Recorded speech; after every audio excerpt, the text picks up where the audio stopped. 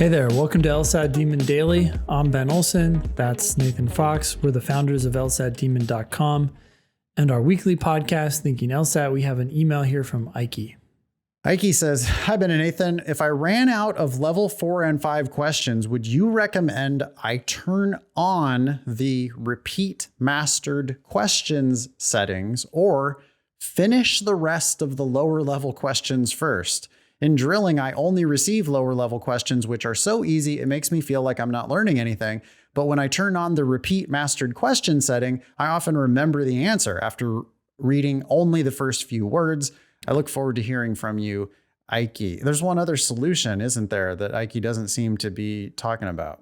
Yeah, you could add new tests to drilling, pull it from other sources, or just start taking practice sections and tests. Stop worrying about drilling.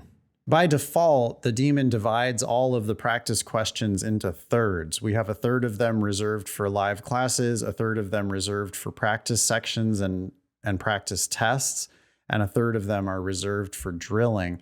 So if you're really getting into the drilling, you're doing so much drilling that you're running out of questions, you can always just take some of those tests from the live classes or take the tests from the timed sections and full tests and put those into the drilling. Yeah. So it's not quite a third. There are more tests assigned to drilling. Okay. But still, there are these three groups, and so you can pull from different groups. And maybe at this point, Ikey, if you're doing so well that the daemon keeps trying to give you level 4 and 5 questions, you should be focusing more on doing time sections. Yeah. Right. It seems if you're only drilling, then, okay, well, let's instead transition over to game day, which is going to be sections. You should be doing sections all the time anyway. You should be mixing in sections throughout your week. But yeah, maybe Ikey needs to be converting over to primarily sections.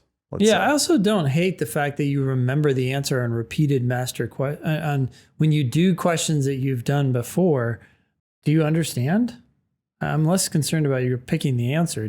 Can you explain why that answer is correct? Yeah. I mean, if you're really running out of material. Yeah. It's drilling, right? So you can take all the time you want when you're doing the question. You shouldn't be rushing. You should be really focusing on, I know that I'm choosing the right answer. Okay, well, if you know that you're choosing the right answer, then why is the right answer right?